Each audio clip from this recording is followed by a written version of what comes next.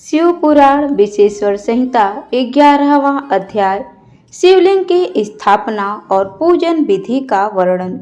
ऋषियों ने पूछा, सूत जी, शिवलिंग की स्थापना कैसे करनी चाहिए तथा उसकी पूजा कैसे करें, किस काल में तथा किस द्रव्य द्वारा करनी चाहिए। सूत जी ने कहा, महर्षियों, मैं तुम लोगों के लिए इस विषय का वर्णन करता हूँ, इसे ध्यान से सुनो और समझो। दोस्तों, वीडियो में आगे बढ़ने से पहले अगर आप इस चैनल पर नए हैं तो प्लीज़ इसे ज़्यादा से ज़्यादा लाइक शेयर सब्सक्राइब जरूर करें और वीडियो पसंद नहीं आए तो डिसलाइक भी कर सकते हैं। इससे पहले वाले वीडियो को आप लोगों ने अपना बहुत सारा प्यार दिया है, उसके लिए धन्यवाद। हमें उम्मीद है कि आप लोग इस वीडियो को भी अपना बहुत सारा प्यार देंगे। तो आइए चलते हैं वीडियो में आगे। अनुकूल एवं शुभ समय में किसी पवित्र तीर्थ में नदी के तट पर ऐसी जगह पर शिवलिंग की स्थापना करनी चाहिए जहां रोज पूजन कर सके। पार्थिव द्रव्य से, जलमय द्रव्य से अथवा तेजस द्रव्य से पूजन करने से उपासक को पूजन का पूरा फल प्राप्त होता है। शुभ लक्षणों में पूजा करने पर यह तुरंत फल देने वाला है। जल प्रतिष्ठा के लिए छोटा शिवलिंग श्रेष्ठ माना जाता है। अचल प्रतिष्ठा हेतु बड़ा शिवलिंग अच्छा रहता है। शिवलिंग की पीठ सहित स्थापना करनी चाहिए। शिवलिंग की पीठ गोल, चौकोर, त्रिकोण अथवा खाट के पाए की भांति ऊपर नीचे मोटा और बीच में पतला होना चाहिए। ऐसा लिंग पीठ महान फल देने वाला होता है। पहले मिट्टी अथवा लोहे से शिवलिंग का निर्माण करना चाहिए। जिस द्रव्य से लिंग का निर्माण हो उसी से उसका पीठ बनाना चाहिए। यही अचल प्रतिष्ठा वाले शिवलिंग की विशेषता है। चल प्रतिष्ठा वाले शिवलिंग में लिंग व प्रतिष्ठा एक ही तत्व से बनानी चाहिए। लिंग की लंबाई स्थापना करने वाले मनुष्य के 12 अंगुल के बराबर होनी चाहिए। इससे कम होने पर फल भी कम प्राप्त होता है, परंतु 12 अंगुल से लंबाई अधिक भी हो सकती है।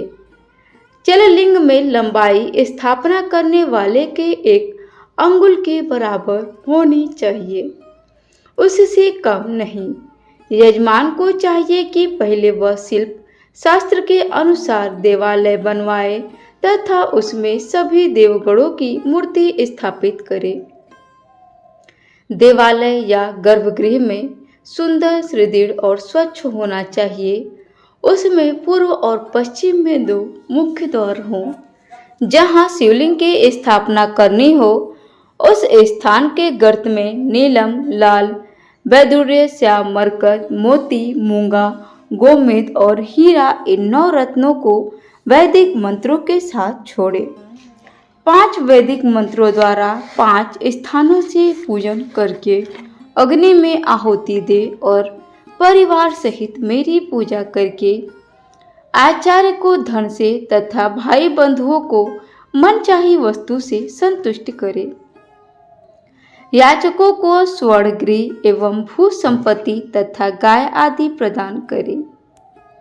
स्थावर, जंगल सभी जीवों को यत्नपूर्वक संतुष्ट कर एक गड्ढे में स्वर्ण तथा 9 प्रकार के रत्न भरकर वैदिक मंत्रों का उच्चारण करके परम कल्याणकारी महादेव जी का ध्यान करे। उसके बाद नाद घोष से युक्त महामंत्र ओमकार का उच्चारण करके गड्ढे में पीठ युक्त शिवलिंग की स्थापना करे। वहां परम सुंदर मूर्ति की भी स्थापना करनी चाहिए तथा भूमि संस्कार की विधि जिस प्रकार शिवलिंग के लिए की गई है उसी प्रकार मूर्ति की प्रतिष्ठा भी करनी चाहिए। मूर्ति की स्थापना अर्थात प्रतिष्ठा पंचाक्षर मंत्र से करनी चाहिए। मूर्ति को 12 से भी लिया जा सकता है, परंतु वह साधु पुरुषों द्वारा पूजित हो। इस प्रकार शिवलिंग व मूर्ति द्वारा की गई महादेव जी की पूजा शिवप्रद प्रदान करने वाली है। स्थावर और जंगल से लिंग भी दो तरह का हो गया है। वृक्ष लता आदि को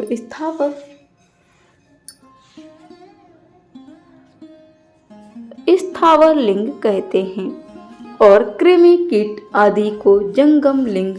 स्थावर लिंग को सींचना चाहिए तथा जंगम लिंग को आहार एवं जल देकर तृप्त करना चाहिए।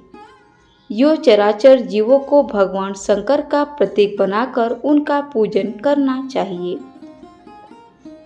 इस तरह शिवलिंग की स्थापना करके विविध उपचारों द्वारा उसको रोज पूजन करे तथा देवालय के पास ध्वजारोहण करे। शिवलिंग साक्षात शिव का पद प्रदान करने वाला है।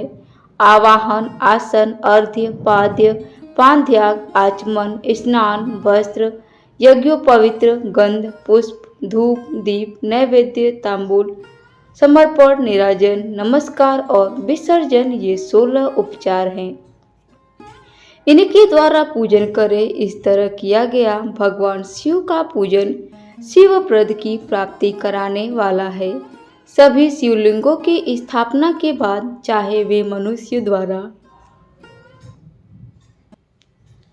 स्थापित ऋषियों या देवताओं द्वारा अथवा अपने आप प्रकट हुए हो, सभी का उपयुक्त विधि से पूजन करना चाहिए, तभी फल प्राप्त होता है। उसकी परिक्रमा और नमस्कार करने से शिवप्रद की प्राप्ति होती है। शिवलिंग की नियम पूर्वक दर्शन भी कल्याणकारी होता है।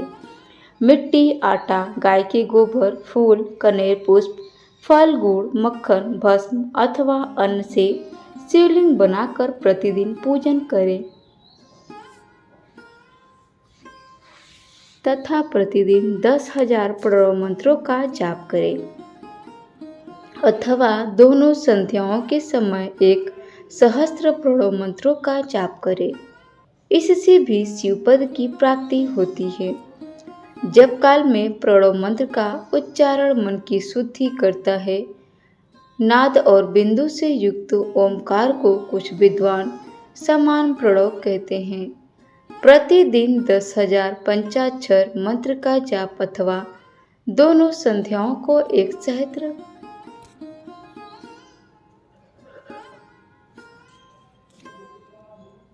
सहस्त्र मंत्र का जाप शिवपद की प्राप्ति कराने वाला है। सभी ब्राह्मणों के लिए प्रणव से युक्त पंचाक्षर मंत्र अति फलदायक है। कलश से लिया किया स्नान, मंत्र की दीक्षा, मातृकाओं का न्यास, सत्य से पवित्र अंतःकरण ब्राह्मण तथा ज्ञानी गुरु सभी को उत्तम माना गया है। पंचाक्षर मंत्र का 5 करोड़ जाप करने से मनुष्य भगवान शिव के समान हो जाता है। 1, 2, 3 अथवा 4 करोड़ जाप करके मनुष्य क्रमशः ब्रह्मा, विष्णु, रुद्र तथा महेश्वर का पद प्राप्त कर लेता है। यदि 1000 दिनों तक प्रतिदिन 1 सहस्त्र जाप पंचाक्षर मंत्रों का किया जाए और प्रतिदिन ब्राह्मण को भोजन कराया जाए तो इससे अभिष्ट कार्य की सिद्धि होती है। ब्राह्मणों को प्रतिदिन प्रातःकाल 1008 बार गायत्री मंत्र का जाप करना चाहिए, क्योंकि गायत्री मंत्र शिव पद की प्राप्ति कराता है। वेद मंत्रों और वैदिक सूक्तियों का भी नियम से जाप करें। अन्य मंत्रों में जितने अक्षर हैं उनके उतने लाख जाप करें। इस प्रकार यथाशक्ति जाप करने वाला मनुष्य मोक्ष प्राप्त करता है। अपनी पसंद से कोई एक मंत्र अपनाकर प्रतिदिन उसका जाप करे अथवा ओम का नित्य 1 सहस्त्र जाप करे। ऐसा करने से संपूर्ण मनोरथों की सिद्धि होती है। जो मनुष्य भगवान शिव के लिए फुलवाड़ी या बगीचे लगाता है तथा शिव मंदिर में झाड़ने बुहारने का सेवा कार्य करता है, ऐसे शिव भक्त को पूरे कर्म की प्राप्ति होती है। अंत समय में भगवान शिव उसे मोक्ष प्रदान करते हैं। काशी में निवास करने से भी योग और मोक्ष की प्राप्ति होती है। इसीलिए आमरण भगवान शिव के क्षेत्र में निवास करना चाहिए। उस क्षेत्र में स्थित बावड़ी, तालाब, कुआं और पोखर को शिवलिंग समझकर वहां स्नान, दान और जाप करके मनुष्य भगवान शिव को प्राप्त कर लेता है। जो मनुष्य शिव के क्षेत्र में अपने किसी मृत संबंधी का दाह संस्कार, मासिक श्राद्ध अथवा वार्षिक श्राद्ध करता है अथवा अपने पितरों को पिंड देता है, वह तत्काल सभी पापों से मुक्त हो जाता है और अंत में शिव पद प्राप्त करता है। लोक में अपने वर्ण के अनुसार आचरण करने व सदाचार का पालन करने से शिव पद की प्रतिष्ठा प्राप्त होती है। निष्काम भाव से किया गया कार्य अभिष्ट फल देने वाला एवं शिव पद प्रदान करने वाला होता है। दिन के प्रातः, मध्याह्न और सायं 3 विभाग होते हैं। इनमें सभी को एक एक प्रकार के कर्म का प्रतिपादन करना चाहिए। प्रातः काल रोजाना दैनिक शास्त्र कर्म, मध्याह्न सकाम कर्म तथा शाम काल में शांति कर्म के लिए पूजन करना चाहिए। इसी प्रकार रात्रि में 4 प्रहर होते हैं। उनमें से बीच के 2 प्रहर निशित काल कहलाते हैं। इसी काल में पूजा करनी चाहिए, क्योंकि यह पूजा अभिष्ट फल देने वाली कलयुग में कर्म द्वारा ही फल की सिद्धि होगी।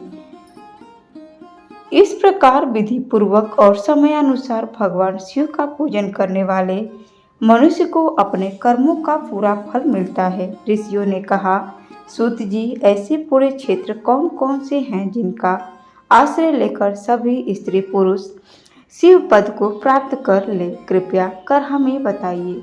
दोस्तों, वीडियो में अंत तक बने रहने के लिए आप लोगों का धन्यवाद। वीडियो कैसी लगी एक प्यारा सा कमेंट करके ज़रूर बताएं। मिलते हैं अगले एपिसोड में, तब तक के लिए बाय बाय।